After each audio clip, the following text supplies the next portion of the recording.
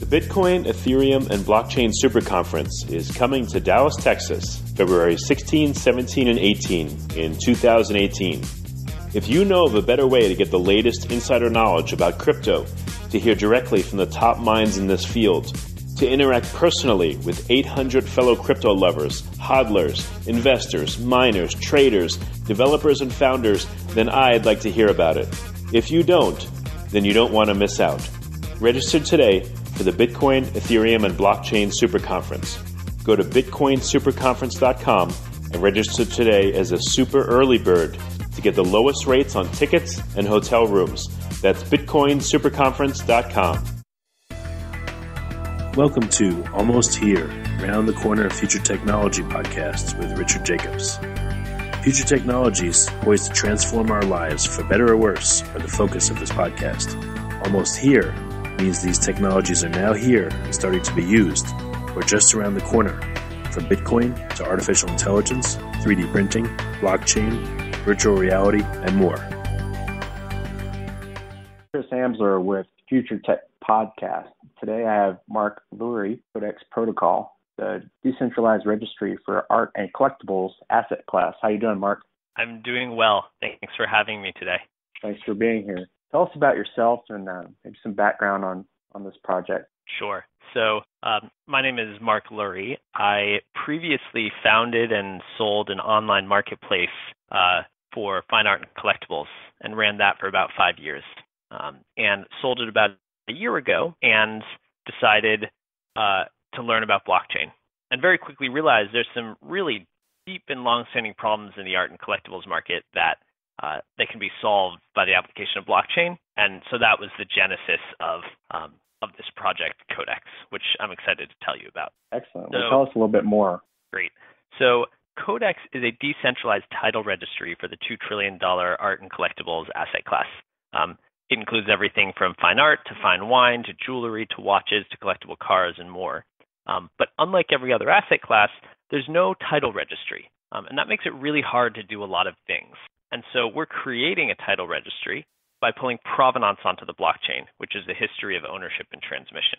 And this is especially important in art and collectibles because the title and the history of ownership, also known as the provenance, is the primary driver of value because it's the primary driver of authenticity. And so by pulling this on the blockchain, we can create a decentralized title registry that application developers can then build on top of. And we expect a lot of different applications to build, from insurance applications to give instant quotes to asset-backed lenders to artist royalty rights to auction houses, galleries, and more. And we're building a first application, which is called Biddable. Biddable makes it possible to register for auctions and bid anonymously and pay with cryptocurrency. And we think this will drive adoption of our title registry, and we know it will drive adoption because we're backed by an industry consortium. So we have about 5,000 auction houses and that sell about 10 million items a year, worth about $6 billion in value, all of which will be purchasable with cryptocurrency on day one when we launch. So we're pretty excited about it and excited for the partnerships we have and the consortium behind us so that we can make this concept of a title registry for a really big asset class become a reality. Tell us how Biddable works. So if you want to buy at an auction today, it's much harder than you think. You often have to register a couple weeks in advance of the auction. You have to make disclosures about your net worth, so you might have to send bank statements. Also that the auction house knows that if you bid and win, you'll pay. They lose a lot of their revenue to people who bid and win but never pay. And so because of this problem, they actually, they really make it hard to bid, and they actually exclude a lot of people.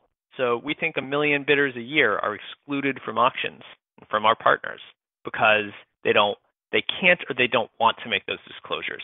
A lot of them are from Asia, where they have Mandarin bank accounts, and so their bank statements aren't going to be readable by a U.S. auction house. And so, and that happens throughout the world. We have auction houses in 50 countries. And so with Biddable, you can leave a cryptocurrency deposit, which makes it so you can instantly join the auction and bid and then pay with cryptocurrency. And so it really simplifies the process and makes it so crypto can buy and invest in art and collectibles directly. Okay, so yeah, definitely. So this is opening up auctioning for a better part of the world, more specifically in Asia. I use Asia as the example, and it's a big one. Okay. But we have auction houses in 50 countries, and it's in every direction. An Asian auction house doesn't really know how to vet a U.S. bidder either. Got it. Okay. So tell us about some of your past projects. I know you mentioned what you were doing right before this that led up to, especially like your blockchain interest. Sure. So I've always had an interest in economics and marketplaces. My personal background is I studied economics and the history of economic systems at Harvard as an undergrad. And then I worked in venture capital at Bessemer Venture Partners, making investments in new technologies and focused a lot on protocols and infrastructure. Twilio was an investment that I was involved in. And so I've kind of had a longstanding interest in technology, infrastructure, and economics. And after my last venture in art and collectibles, I kind of had a natural view on where it could be applied in this space. And so blockchain is something I've been interested in for years and participated in casually for years. And I'm really excited that now I can, apply it to the real world. Awesome. So you saw a problem that needed a solution, especially in Biddable. And can you tell us more about what you see Biddable doing in its future development? So the goal of Biddable is to make it so anyone with crypto and anyone who's excluded from auctions today can easily buy and invest in art and collectibles. And so we're embedding that into the software and technology used by auction houses today, and that's going to roll out really quickly. Now, the vision for Codex, which is protocol that Biddable is built on, is longer and even larger. As items sell through auction, they'll be added to our title registry. And as this title registry is populated, there's a lot of things about the art and collectibles market which will become easier. And the mission of Codex is to create a fairer and easier art market. What kind of feedback have you gotten from auction houses? So auction houses are really excited about what we're doing. It's also a really big problem for them, which is that, it's hard to bid in auctions and they want to welcome as many people into auction as they can. And the reception has been really good, and that's why we've been able to put a consortium together, why we've been able to integrate into the software and technology providers that serve these auction houses, and why we'll be rolled out to about 5,000 auction houses from day one. So it's really positive. But I guess I just want to emphasize that this is one application on top of Codex. It's a title escrow application. But once there's a title registry, there's a lot of other things that become possible to do to make the market better. So think about if you didn't have a title in real estate, how could you lend? How could you do mortgages? It would be really hard.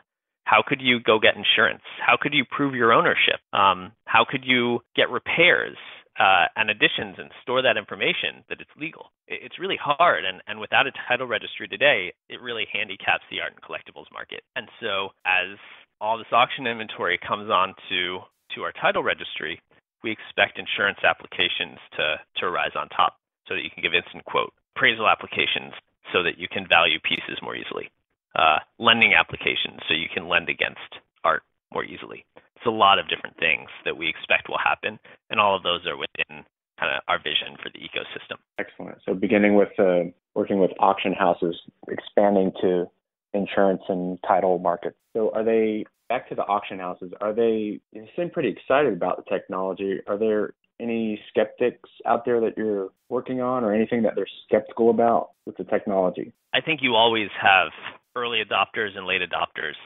when you're providing new technology, but I can't understate or I can't overstate the importance of this problem to them. And so they're kind of desperate for solutions. And if those solutions present themselves, I think they'll take it, and they proof is in the pudding. That doesn't necessarily mean they need to know that it's powered by blockchain. That doesn't necessarily mean they need to know that crypto is the method by which people are purchasing. As long as they are getting more bidders, they are receiving fiat proceeds from those sales, and they're solving a big problem and better serving their customers. Does that make sense? Yeah, totally. So what do you feel like your main achievement so far is with this particular project? Well, we announced our project 2 weeks ago. We won first place out of a 40-company pitch competition at the World Crypto Economic Forum. we've received a lot of inbound interest, and we have a great Telegram group going at codexprotocol.com. And most of all, we've received a lot of enthusiasm from the art and collectibles community to sign up and start using what we're building. And that adoption is something that I think sets us apart within the community of new projects that are currently arising. Excellent. Mark Lurie with Codex Protocol. Any final thoughts before we wrap, and where can we go to learn more? You can visit codexprotocol.com.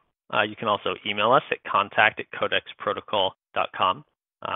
You can read our white paper on our site and learn about our native token as well. And I hope you sign up so that we can send you more announcements.